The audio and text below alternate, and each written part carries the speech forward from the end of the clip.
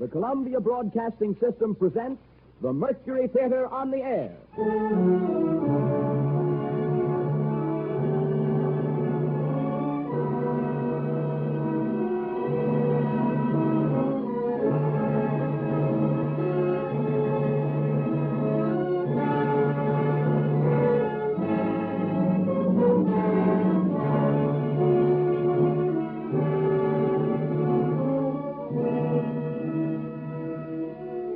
Ladies and gentlemen, the star and director of the Mercury Theatre, Orson Welles.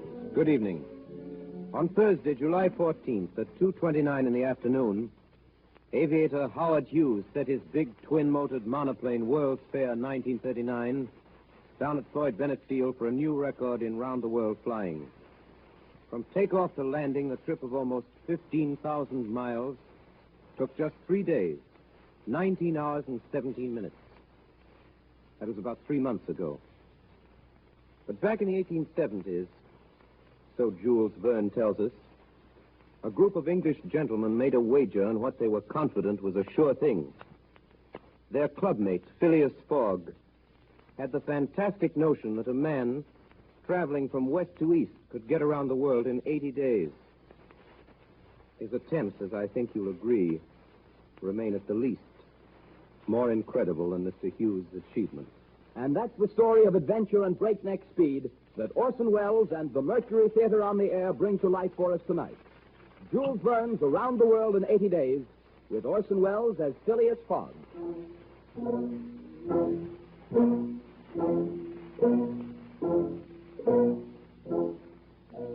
My name is Phileas Fogg. Oui, monsieur. I will tell you of my personal habits and what I require of a servant. Oui, monsieur. I am a man of simple taste, without relatives or family. I have my tea and toast at 23 minutes after 8, my shaving water at 37 minutes after 9. I dress at 20 minutes after 10. At 12 o'clock, you will serve me my lunch, consisting of a boiled fish with Reading sauce of the finest quality, a slice of roast beef garnished with mushrooms, a rhubarb and gooseberry tart, and a piece of Cheshire cheese. The whole washed down with 2 cups of tea. With my lunch, I read the London Times. At 3:45, you will bring me the Evening Standard. At 5 minutes to 6, you will bring me my hat and cane. I dine at the Reform Club. At midnight, you will serve me a glass of ale and a chicken sandwich. Really, you see that the duties of my servant are not arduous. My present servant has been with me for 4 years. I've been forced to dismiss him. He brought me my shaving water this morning at a temperature of 84 degrees Fahrenheit instead of 86. That is an unpardonable offense. You understand? Oui, monsieur. You are a Frenchman, and your name is John. Jean, if it does not displease, monsieur. Jean Passepartout. To be frank, I have had several trades. I have been a traveling singer, a circus rider, a vaulter like Léotard, a dancer on the rope like Blondin. I have been a professor of gymnastics, and I was sergeant fireman at Paris. I have among my papers notes of remarkable fires. Now, wishing to settle down, and having learned that Monsieur Phileas Fogg is the most exact and most settled gentleman in the United Kingdom, I have presented myself to Monsieur with the hope of living tranquilly with him. You are well recommended to me. You understand my conditions? Yes, sir. What time have you? 52 minutes after 5. That is a fine large silver watch you have, but it is slow. Pardon, monsieur, that is impossible. You are 4 minutes slow. Does not matter. It suffices to note the difference. Then, from this moment, 56 minutes after 5 o'clock p.m., Wednesday, October 2nd, 1872, you're in my service. And now bring me my hat and cane. It's time for me to get to my club.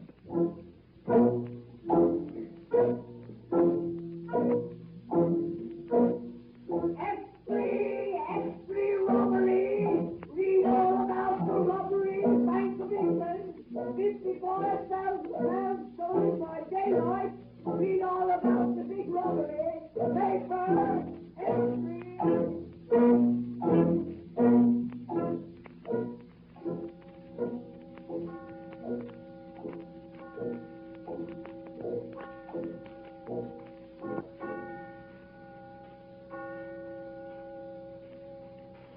Your deal, Mr. Fogg. The heart. Smiley's, I believe. And my trick. £55,000. That's a lot of money. One of the directors of the Bank of England. What about it, Steward? And the bank will write that off as a total loss, I suppose. I believe, on the contrary, we shall quite soon put our hands on the thief. Detectives, the most skillful in the world, have been sent to America and the continent for all the principal ports. It's very difficult for the man to escape. Queen of Spades. Night trick, I think. Have you a description of the thief? He's not a thief. What? He's not a thief.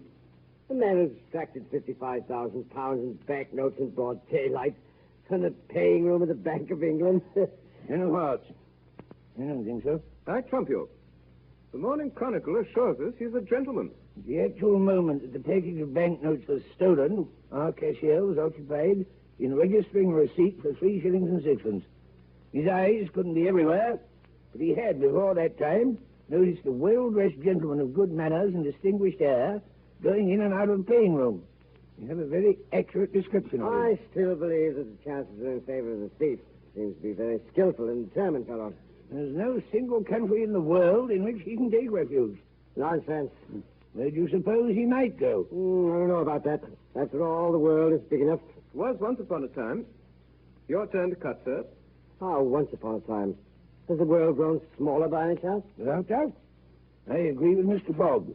The world has grown smaller, since we can go round it today in 10 times quicker than we could 100 years ago. Now, in this robbery case, that's what will make the search more rapid. Will make the escape of the thief easier, too. Your lead, Mr. Stewart. Diamonds or trumps? Just because it's possible now to go around the world in 3 months. In 80 days, sir. Since the great Indian Peninsula Railway has opened its new section between Asagar and Allahabad, one can go around the world in 80 days. I have here a calculation made by the Morning Chronicle. London to Suez by rail and steamer, 7 days. Suez to Bombay, steamer, 13 days. Bombay to Calcutta, rail, 3 days. Calcutta to Hong Kong, steamer, 13 days. Hong Kong to Yokohama, steamer, 6 days. Yokohama to San Francisco, steamer, 22 days. San Francisco to New York, rail, 7 days. New York to London, steamer and rail, 9 days. Total, 80 days. Yes, but that makes 80 days. Not include bad weather, contrary winds, shipwrecks, railroad accidents, etc. It includes everything. Even if the Hindus or the Indians tear up the rails, if they stop the trains, plunder the cars, and scalp the passengers. It includes everything. 2 trumps. Well, theoretically, all right, Mr. Fogg, but practically... Practically also, Mr. Stewart. I'd like very much to see you do it. Depends only on you. Let us start together. Heaven forbid, Mr. Fogg. I willingly wager £4,000 that such a journey made under these conditions is impossible. On the contrary, it is quite possible. Well, do it then. Go round the world in 80 days? Yes. I'm willing. When? At once. Only I warn you, Mr. Stewart, I shall do it at your expense. Gentlemen, this is folly. Let's continue our game. Your lead, Mr. Fogg. Deal again, please. Well, there's a misdeal. Mr. Fogg, I'm taking you up. I wager £4,000. Oh, my dear Steward. You're not serious, are you? When I use the word wagers, it's always serious. Very well. I have £20,000 deposited with Baring Brothers. I'm willing to risk them. £20,000. £20,000 with the slightest unforeseen delay may make you lose. The unforeseen does not exist. But, Mr. Fogg, this period of 80 days is calculated only as a minimum. A minimum well employed is always sufficient. It means you must jump mathematically from the trains into the steamers, and from the steamers onto the trains. I shall jump mathematically. No, I'm joking.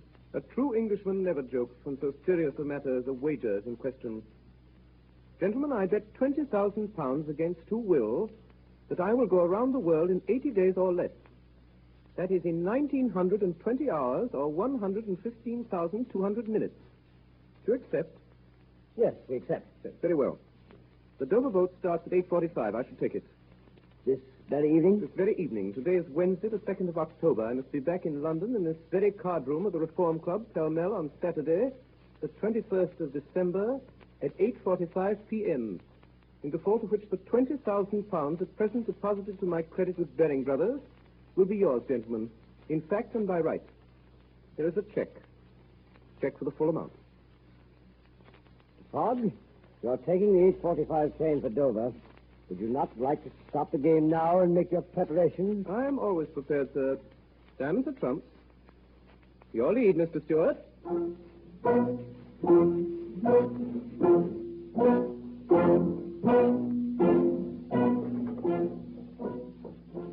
Passepartout. Passepartout. Oui, monsieur. Passepartout, it is the second time that I have called you. But it is not midnight, monsieur. I do not expect... I know it, and I do not find fault with you. Prepare yourself. We leave in 10 minutes. No trunks are necessary, only a carpet bag. In it 2 woolen shirts and 3 pairs of stockings. The same for you. We will purchase on the way. You may bring down my mackintosh and traveling cloak, also stout shoes, although we will walk but little or not at all. Also take this bag and take good care of it. There are 20,000 pounds in it. What? Yes? Monsieur is thinking of leaving home? Yes, Passepartout. We are going around the world.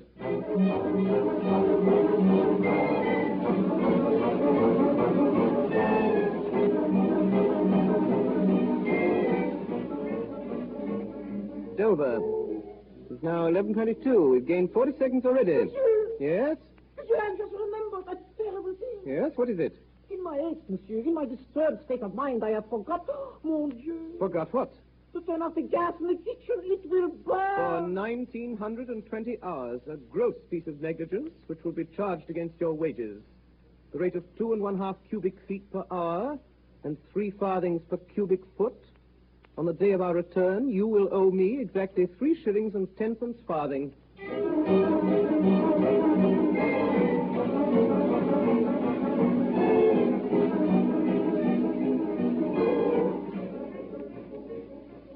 From the saloon of the Reform Club, our bet didn't take long to find its way into the press. It was widely discussed and criticized. Some took sides with Phileas Fogg. The majority declared him a visionary.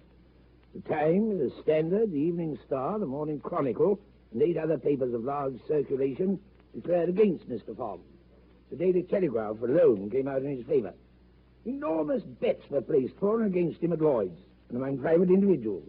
Bond was issued, which was immediately listed on the London Stock Exchange.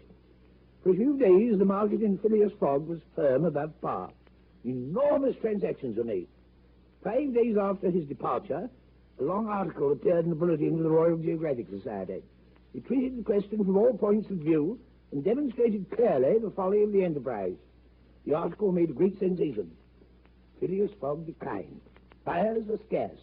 The odds against him rose from 5 and 10 to 1 to 20 to 1, 50, finally 100 to 1. At 9 o'clock on the 9th of October, a telegraphic dispatch arrived in London. Suez to London. Cowan, Commissioner of Police, Central Office, Scotland Yard. I have the bank robber, Phileas Fogg. Send without delay warrant of arrest to Bombay, British India. Detailed report follows by mail.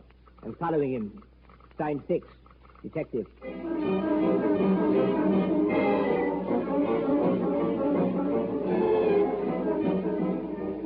Left London, Wednesday, October 2nd, 18:45 p.m. Left Paris, Thursday, October 3rd, 8:40 a.m. Arrived Turin, Friday, October 4th, 6:35 a.m. Left Turin, Friday, 7:20 a.m. Arrived Brindisi, Saturday, October 4th, 4 a.m. Boarded Mongolia, Saturday, 5 p.m. Arrived at Suez, Wednesday, October 9th, 11 a.m.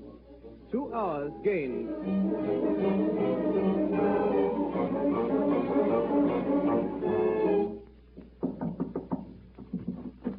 Majesty's Counsel.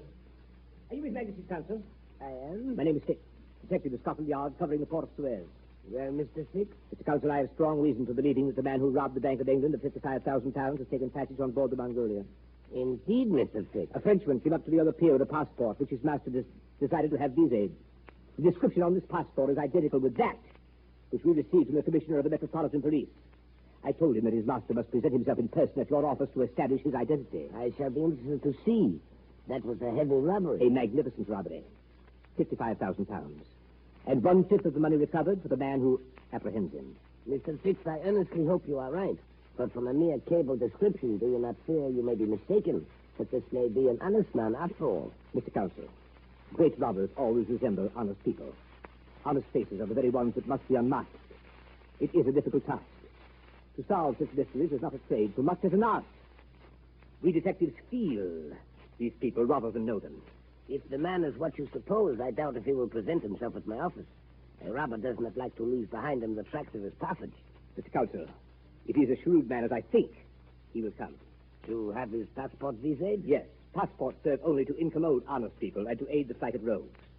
I promise you that his passport will be in perfect order, but I hope you'll not visa it. And why not? If his passport is regular, I have no right to refuse my visa. But, Mr. Counsel, I must detain this man until I have received from London a warrant for his arrest. You have no proof, Mr. Fix. Mr. Counsel, you know who I am. You know I represent Scotland Yard. Do you think I would detain an innocent man? I am asking you to help me capture a man who has stolen £55,000. That, Mr. Fix, is your business, but I cannot, as Her Majesty's counsel, legally... Come in. You're the counsel, sir. I am. Here is my passport. May I ask you to visa it? Oh, you are Phileas Fogg, Esquire? Yes, sir. This man is your servant? Yes, a Frenchman named Passepartout. You come from London? Yes? And you are going? To Bombay. Well, sir, you know this formality of a visa is useless and that we no longer demand the presentation of a passport. I know it, sir, but I wish to prove by your visa my trip to Suez. Very well, sir. Here it is. I thank you, sir. Good day. Now then, will you admit, Mr. Counsel, that this phlegmatic gentleman resembles feature for feature the robber whose description I have received? I agree with you, but you know that all description... I have a clear conscience in the matter. Since you will not help me, I shall take other steps. His servant appears to me less of a riddle than the master. Moreover, he is a Frenchman who cannot keep from talking. I shall not let him out of my sight. I shall follow them to the port. I shall follow them to Bombay. If necessary, I shall follow them round the world.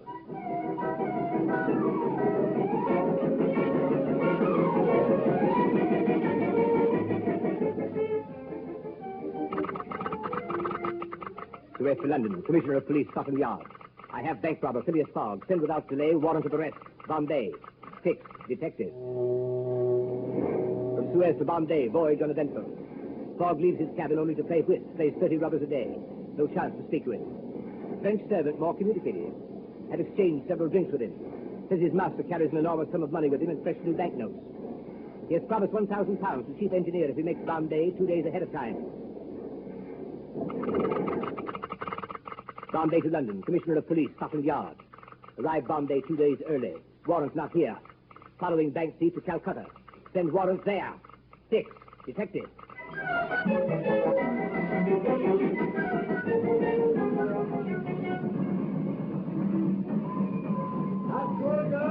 That's going to go. All trains.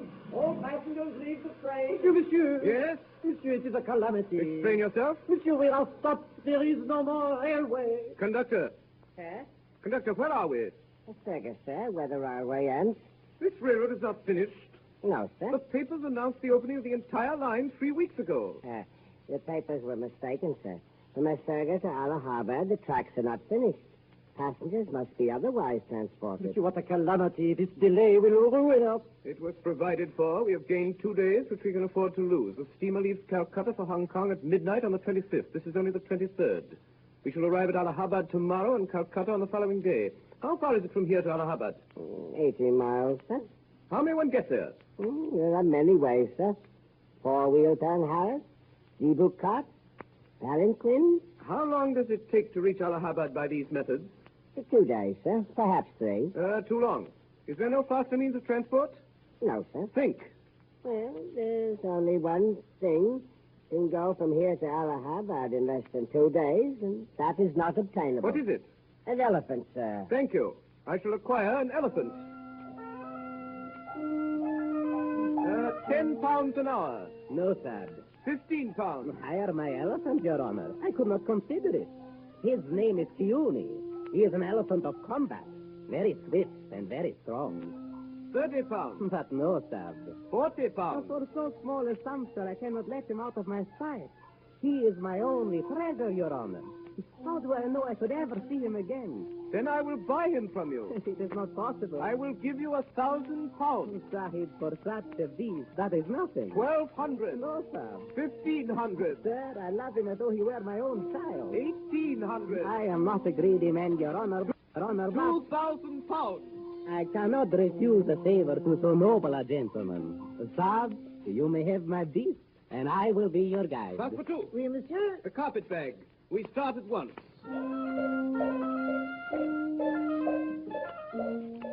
Mr. Fogg. Mr. Fogg. Sir? Mr. Fogg, allow me to introduce myself. My name is... Mr. Fix, I believe. It is indeed, sir. Though it surprises me that you know it. I always know the names of my fellow passengers. Can I be of service to you, sir? Mr. Fogg, you have acquired this elephant, the only one within 20 miles. That is correct, sir. And with it you hope to reach Allahabad tomorrow? I do, sir. Then I beg you, sir. I'm in as great a hurry to reach Calcutta as yourself. If only you will permit me to accompany you, I shall be more than happy. Mercury Theatre to Commissioner of Police, Scotland Yard. October 23rd, left for Surga. 11:30 a.m. on elephant back. Phileas Fogg in one of the houses, I in the other. The French servant between us astride the animal. The Parsi guide perched on the elephant's neck. At nightfall, we entered the jungle, proceeding at a steady, rapid pace. As we proceeded, the forest grew denser. Fogg is untiring. The man is made of iron. Towards morning, we entered the territory of Bundelkund. Allahabad now only 12 miles to the northeast. At a little before 2, the elephant, showing signs of uneasiness, suddenly stopped. Yoni, stop that! Why does he stop? I do not know, sir. I will see.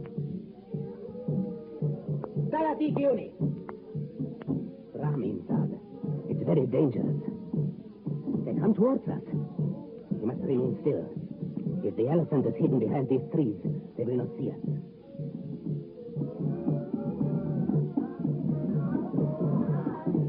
Sati!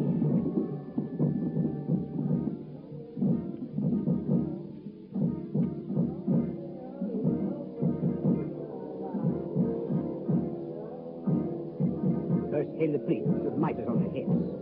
Behind them in a car with large wheels was a statue with 4 arms, its body colored dark red, its eyes haggard, its hair tangled, its tongue hanging out, its lips covered with henna and beetle.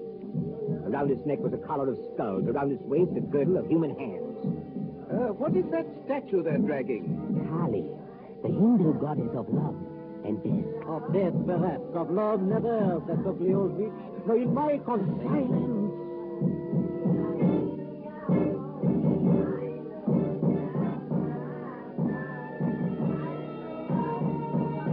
Silence! Look there! A woman! She's beautiful. 2 priests were dragging her along. A young woman, half conscious, deathly pale. Her neck, her shoulders, her ears, her arms, her hands, her toes were loaded down with jewels, necklaces, bracelets, earrings, and finger rings. Behind her were guards armed with naked sabers, carrying the body of an old man dressed in silk and gold. They disappeared among the trees. Tell me, what is sati? Sati, Sab, is a human sacrifice. The woman you have just seen will be burned to death tomorrow in the early part of the day, on the funeral pyre of her husband. Burned alive or the villain? Yes, Sab. This corpse, then, was her husband? Yes, Sab. The prince, her husband, the Raja of Bundelkund. As a child, they betrothed her to him. She has never seen him.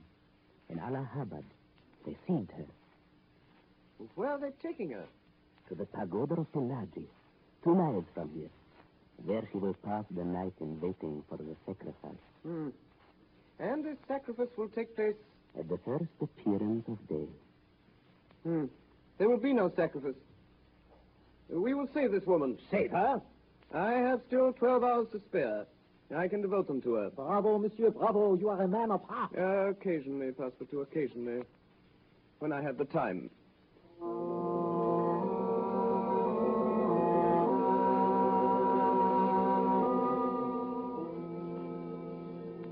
Waited for nightfall. 12:30, reached the pagoda of Pillaji. Found it heavily guarded. We can do nothing before dawn, Sab. We will wait. You know, Sab, that we not only risk our lives, but horrible punishment if we are taken. I know that. We will wait. What good gad, Mr. Fogg. Didn't you say you must reach... Mr. Fix, it will do if I reach Allahabad tomorrow before noon. We will wait.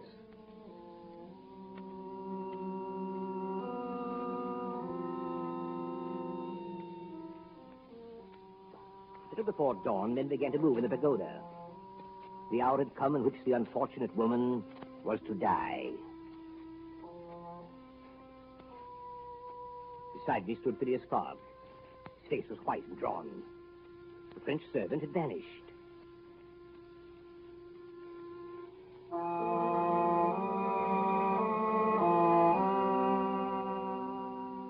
The doors of the pagoda were now opened. An intense light came from the inside. We could see the victim all lighted up, being dragged by two priests to the outside. She seemed to be drugged. In Phileas Fogg's hand, I saw the glint of an open knife. The crowd began to move towards the river. There stood the funeral pyre with the Rajah's body. In the half-light, we could dimly see the victim motionless, stretched beside her husband's corpse. A torch was brought. Then there took place a most extraordinary occurrence. The dead Rajah moved. He was seen suddenly rising upright, like a phantom, raising the young woman in his arms, descending from the pyre amidst clouds of smoke. He advanced rapidly towards us, between the lines of Brahmins groveling on the earth with terror. Now he was only a few yards off. Quick, quick, my master! Passepartout! Quick, quick, quick, run before they see! Master! Aye! A few bullets flew around us, and an arrow pierced Phileas Fogg's hat.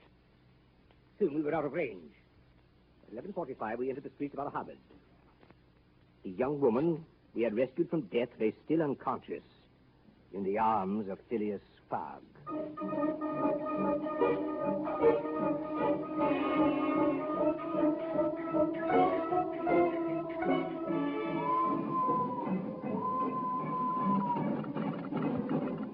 Calcutta to London, Commissioner of Police, Scotland Yard. October 25th, 4 p.m. Had Phileas Fogg and Prince Servant arrested today, charged of abducting Indian princess. Rush warrant for arrest on bank robbery charges. 6 detectives. Calcutta to London, October 25th, 11:10 p.m. Phileas Fogg and servant freed on payment of £1,000 fine. Sailing Hong Kong tonight with Indian princess. And following them. Rush warrant, Hong Kong. 6 detectives. Hong Kong to London, November 7th. Warrant received too late. Fogg left for San Francisco tonight aboard special charter. Following him. Arrange expedition proceeding San Francisco. 6 detectives. San Francisco to London, Commissioner of Police, Scotland Yard. Phileas Fogg, Prince Servant, and Indian Princess arrived at San Francisco December 3rd. Leaving 6 p.m. for New York. Advise Her Majesty's Consul, New York, arrange expedition. 6 detectives. Salt Lake City to London, December 5th. Traveling, same train as Fogg and Party. Had him under constant surveillance. 6 detectives.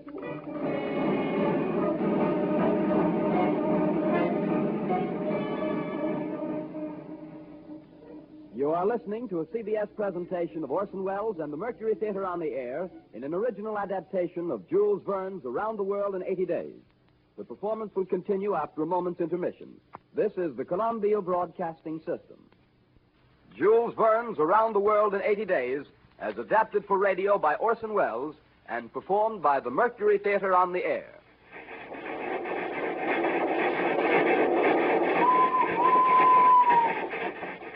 Oh, mon Dieu, what a country is this America? December 3rd, we leave San Francisco. There are men fighting in the streets. They are electing a justice of the peace. December 5th, 12,000 buffaloes stand on the railroad. We cannot proceed for 3 hours. December 6th, past Great Salt Lake, 3,000 feet over the sea, monsieur. Tonight, we will be in Omaha. We are in the 65th day of our journey. By the calculations of my master, Phileas Fogg, we are not behind and we are not before. Between Hong Kong and Yokohama, we have lost the day. But on the Pacific Ocean, we have got it up. This man, my master, is mad. Of that there is no doubt. It is not permitted to a man of sound mind to pass his life in jumping from a steamer into a railway car, from a railway car into a steamer. And already from the carpetbag he has taken for ships, for trains, for fines, for bribes, for elephants, more than 7,000 pounds. If he loses bet, surely he is ruined. But he gives no sign. With us, always, goes Monsieur Fix. This one I do not like. Surely he is spying upon my master. Always he is asking me questions. I tell him nothing. With us also goes the beautiful Princess Aouda. In India, she is in danger of death. My master takes her with him to England. I do not understand. With a woman so beautiful, he is always so cold, so formal. Mon Dieu, these English. He has taught her to play whist. All day they sit, all day they play. Madam, your turn to cut. Hard that comes, Mr. Fogg. Your lead, Miss Fix. 7 o'clock. The train has stopped. Passepartout, come with me. We will see what has happened. Excuse me, madam. Engineer, what is this? Why do we stop? Well, there's medicine boat, sir. Word's just come through. The bridge is shaky. Can't pass. And what do you propose to do? Well, couldn't say, sir. Guess we're stuck. Bridge shaky, won't bear the weight of the train. We will not, I suppose, remain here and take roots in the snow. We've telegraphed Omaha for a train. It'll be 6 hours at least before it gets here. Cannot the river be crossed in a boat? No, can't be done. Creek swollen with the rain should never make it. Make it? I fail to understand. I have contracted with the Central Pacific Railroad to convey me from San Francisco to Chicago. I demand that the Central Pacific Railroad fulfill its contract. In addition to that, here is 100 pounds. Well. The present rate of exchange, $483.22, if I am in Omaha tonight. Well, there might be a way of passing. On the bridge? On the bridge. With our train? Yeah, with our train. But the bridge threatens to fall, Monsieur Fogg. Nonsense. Well, it's my idea that by rushing the train over at full speed, we have a chance of passing. Now, how much chance? 40%, maybe 50. What are we waiting for? Come, Passepartout. Let us return to our whist game and to the Princess Aouda. I left a very interesting hand. Then comes a terrible moment. The train stops. First, she goes back.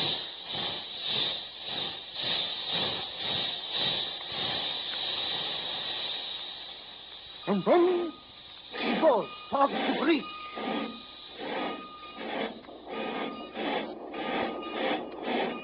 It goes faster. Faster and faster. We are at the bridge.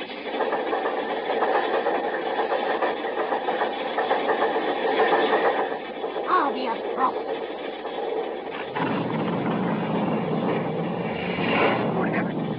What was that? Sacre Dieu. That was the bridge falling behind us. I think we shall win this hand, Mr. Fix.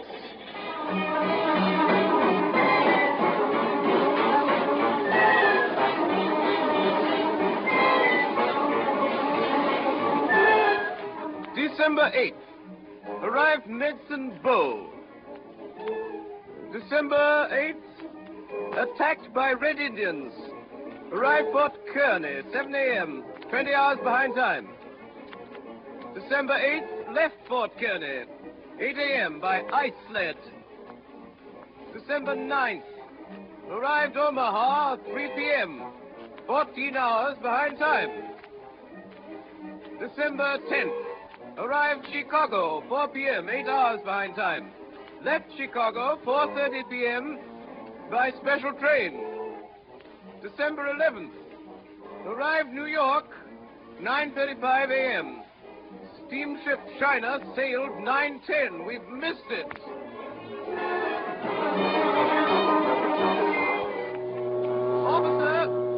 Officer, when does the next ship sail? Well, the Perrier leaves on December 14th, sir. And arrives in England when? It doesn't go to England. It lands in Havre December 24th, sir. Is there any vessel which arrives in England by December 21st? None, sir. Then I must arrange that one shall. Come, Passepartout, and bring the carpet bag.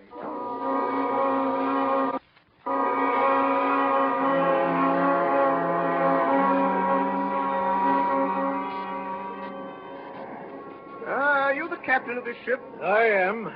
I'm Phileas Fogg of London. I am Andrew Speedy of Cardiff. Excellent. Are you ready to sail? In an hour. You are loaded for... Bordeaux. Your cargo? Gravel. You have passengers? No passengers. Never have passengers. A cargo that talks too much. Your vessel sails swiftly? Between 11 and 12 knots. The Henrietta, well known, sail and steam. Do you wish to convey me to Liverpool, myself and 3 persons? Liverpool? Why not to China? I said Liverpool. No. No? No, I'm setting out for Bordeaux. It doesn't matter what price? It don't matter what price. But the owners of the Henrietta. The owners of the Henrietta are myself. The vessel belongs to me. I will charter it from you. No. No? I will buy it from you. No. No. Well, will you take me to Bordeaux? No, not even if you paid me $200. I offer you 2,000. For each person? For each person. And there are 4 of you? 4. I leave at 9 o'clock. It is 8:30. At 9 o'clock, we will be on board.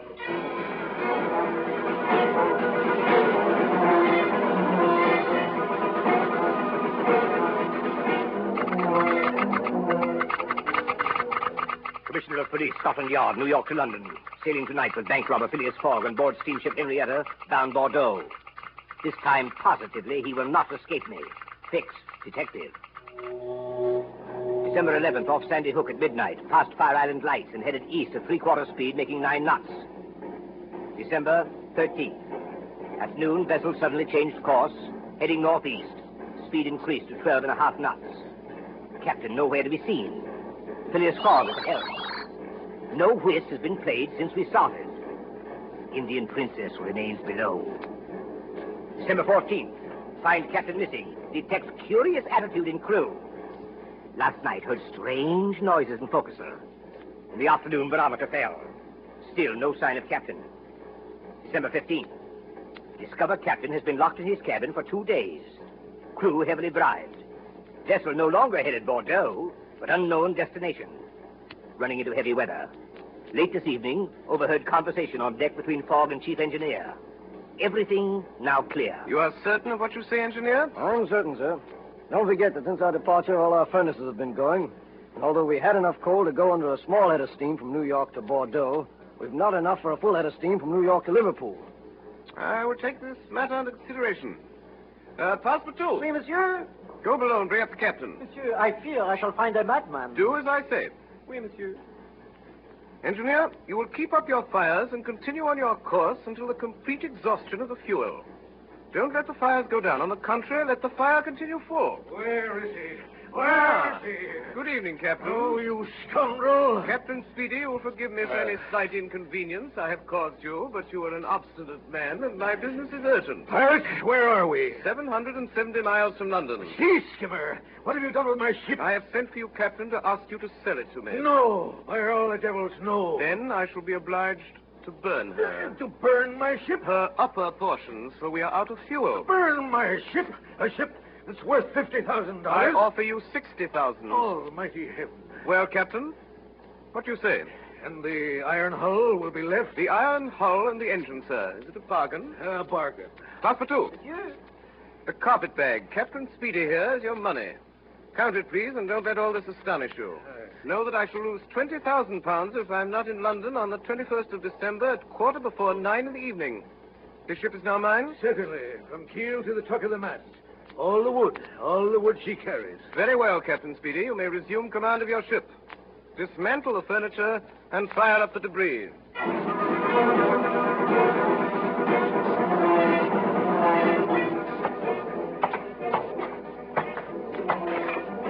Poop deck, the cabins, the bunks, the spare deck were burned today. Reached speed of 13 knots. December 19th, drops, knots, and spars consumed. December 20th, the railings and remaining portions of the deck fed to the furnace. At 7 in the evening, sighted coast of Ireland, fast at light. At 10 o'clock, arrived off Queenstown. Mr. Fogg. Yes, Captain? Mr. Fogg, you're a brave man. Thank you. From the bottom of my heart, I pity you. Everything is against you. You have 24 hours in which to reach London, and yet we are only off Queenstown, and there's no more wood. Is that Queenstown where I perceive the lights? Yes. Can we enter the harbor? Not for 3 hours, only at high tide. Very well. We will wait.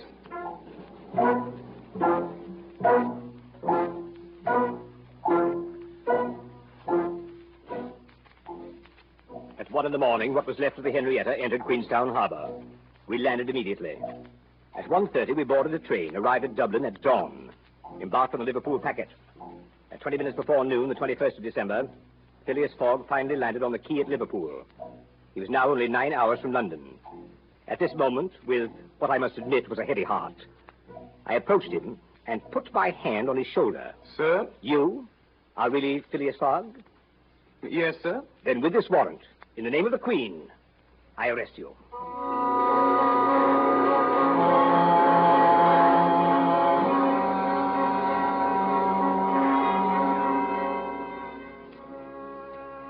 Ah, mon Dieu, mon Dieu. So, on the 80th day of his tour around the world, only 9 hours from London, with 3 hours and 5 minutes to spare and 20,000 pounds at stake, my master is imprisoned here in the custom house at Liverpool. I am desolate. It is snowing. Mon Dieu, what shall I do? All morning we wait. On the porch of the custom house where we wait, it is damp and cold. But Madame Aouda will not desert my kind master, who sits inside alone. What will become of him? The last train for London leaves at 2 o'clock. Alas! Ah, mon Dieu! Extreme, Frank Walker arrested. Read all about the rest of 55,000 pound robber. Extreme.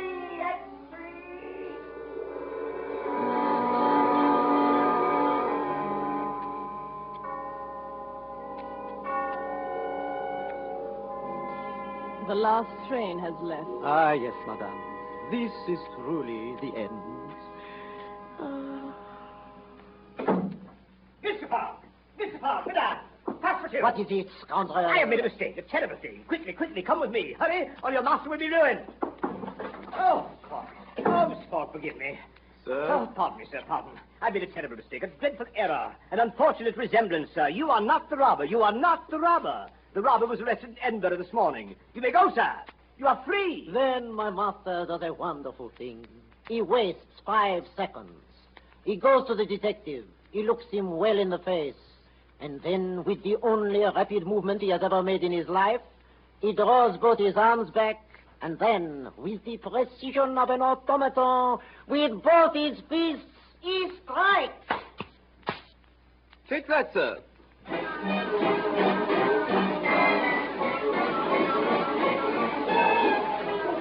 We jump into a carriage, and in 5 minutes we are at the station. It is 40 minutes past 2. Phileas Fogg orders a special train.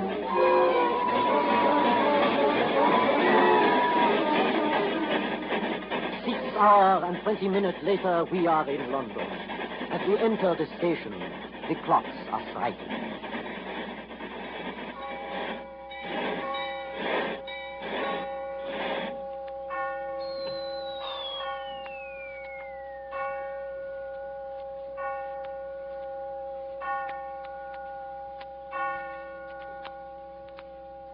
My friends, I've been around the world in 80 days and 15 minutes.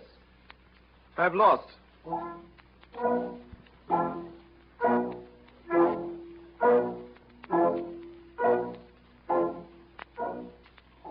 My master is ruined. With my own eyes, in these 80 days, I have watched him spend more than 19,000 pounds of his money. The carpet bag is flat and empty. And tomorrow the gentlemen of the Reform Club will cash their check for 20,000 at Baring Brothers. Sadly, this evening, we return to the house in Savile Row.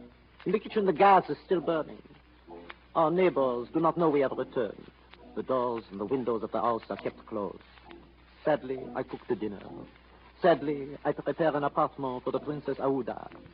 Sadly, I tell her the truth, that for my master, as a man of honor, there is only one course open. Passepartout, we must do something to prevent it. Madame, I can do nothing by myself, nothing at all. I have no influence over my master's mind. But you, perhaps... What influence would I have? Mr. Fogg is subject to none. Has he ever understood that my gratitude for him was overflowing?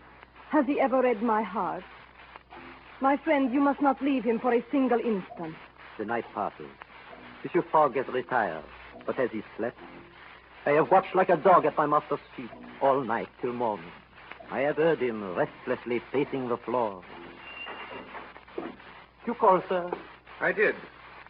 You will prepare the Princess Aouda's breakfast. For myself, I will be satisfied with a cup of tea and a piece of toast. You will beg her to be good enough to excuse me from luncheon and dinner. I have certain affairs to set in order. You will say that I would like to see her in the library at 8 o'clock. Then you will not go to the club today, monsieur? No. My master, I wish you to know that whatever happens, I shall always... Go.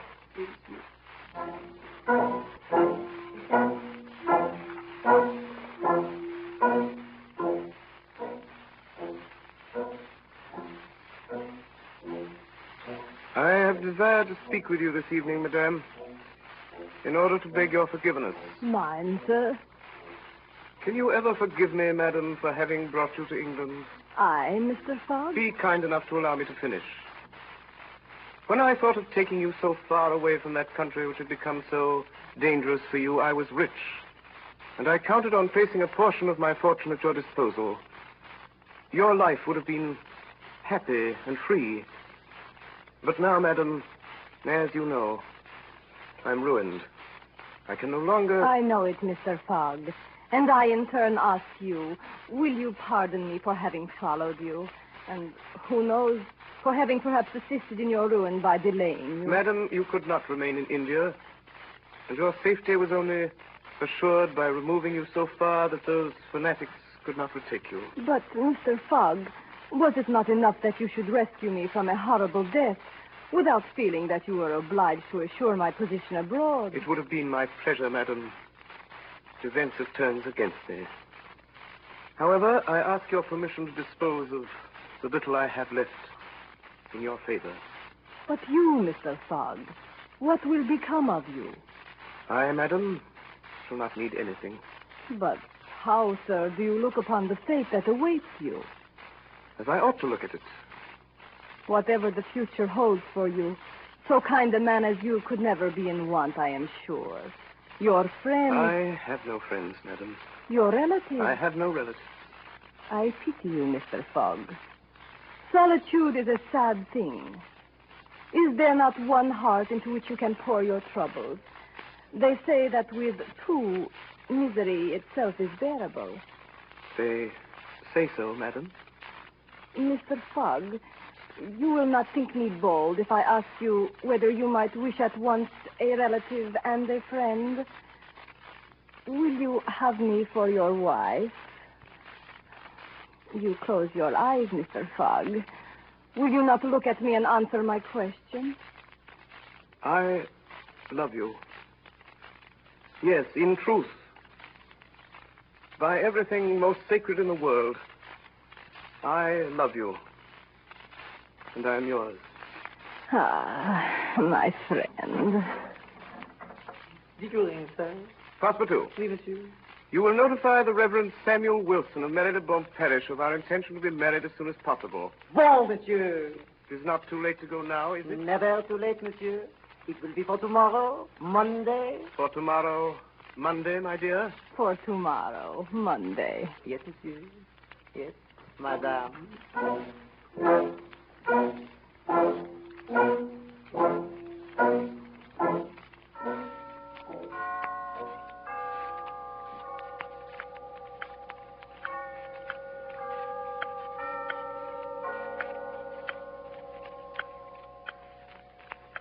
Gentlemen, in 15 minutes, the time agreed upon between Phileas Fogg and ourselves will have expired.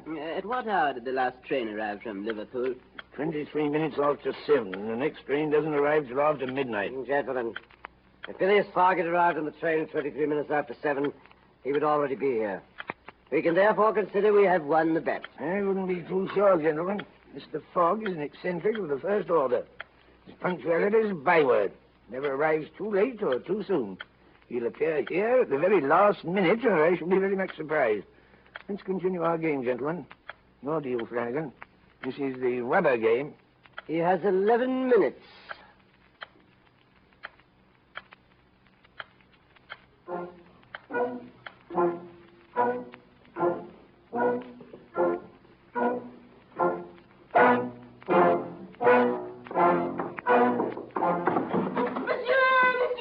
What's the matter, Passepartout? Monsieur, the marriage is impossible. impossible. Impossible? What do you mean? What stands in the way? Impossible tomorrow, sir. Explain yourself, Passepartout. It is impossible tomorrow, monsieur. Tomorrow is Sunday. Monday, Passepartout. Today is Saturday, monsieur. Have you lost your mind? Today is Sunday. Yes, sir. Today is Saturday. Saturday? Impossible. Yes.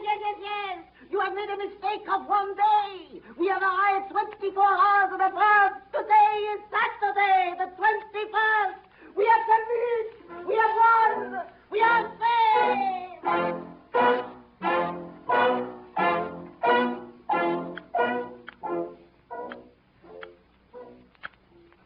10 minutes. 9 of hearts. 9 of hearts.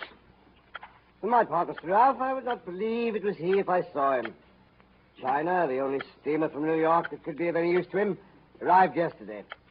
Name was not on the passenger list.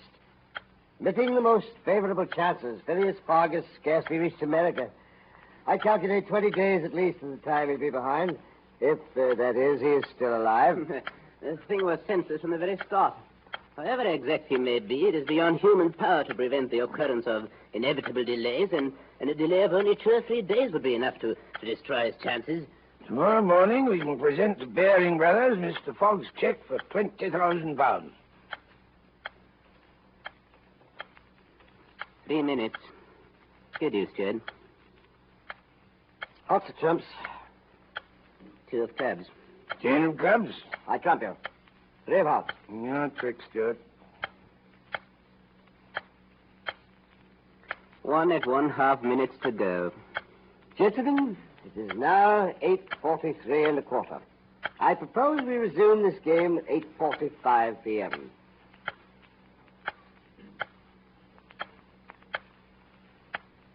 Gentlemen, we may safely congratulate ourselves. The bet is won. 1 minute, 5 seconds. 50 seconds left. 40. 25. 15. 14. 13. 12. 11. 10. 9. 8. 7. 6. 5. 4. 3. 2. Good evening, gentlemen. It's a good wager. I'm afraid you've lost.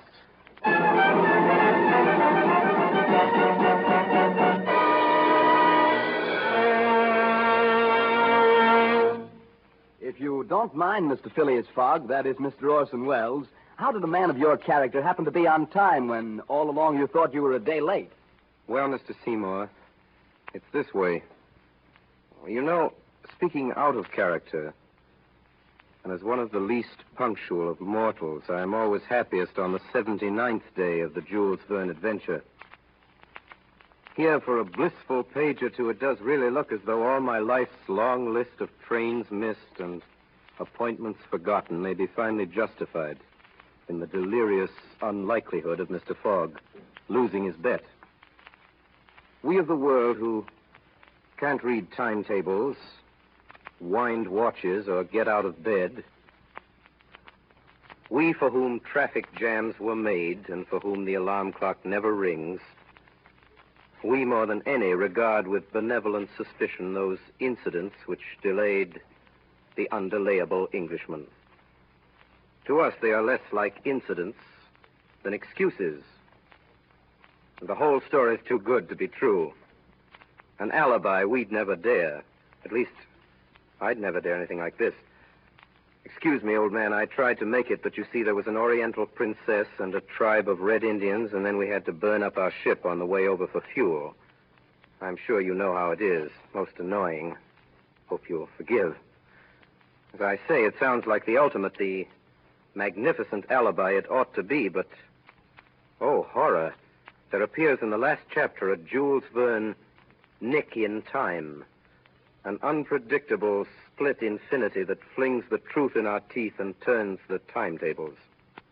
And here our envy turns to loathing as we, who are always late, realize that the 81st day is actually the 80th. that the 5 minutes after midnight is really the 11th hour, that Phileas Fogg made it and is lost to us. Well, Mr. Seymour, here's the solution. At a period when your grandfather saw the sun pass the meridian 80 times, Mr. Fogg, rushing precisely around the globe toward the sun, celebrated this solemn and unavoidable occasion 79 times only and gained a day. Myself, I don't understand it even after I've explained it. But you do, I'm sure. You who get there and keep nobody waiting. You probably guessed it before we began.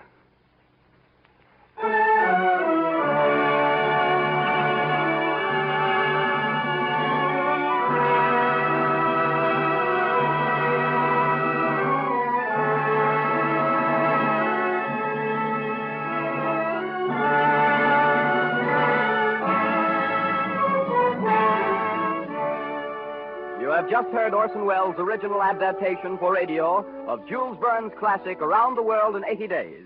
It was the 16th in the Columbia Broadcasting System's weekly dramatic series featuring Orson Welles and the Mercury Theatre on the air. In the cast tonight were Ray Collins as Mr. Fix, Edgar Barrier as Passepartout, Eustace Wyatt as Ralph, Frank Rettick as Stuart, Arlene Francis as Madame Aouda, Stefan Schnabel as the Parsi, Al Swenson as the captain, William Allen as the officer, and Orson Welles as Phileas Fogg. The original music was composed and conducted by Bernard Herrmann, and Davidson Taylor supervised the production for CBS. This is Dan Seymour speaking.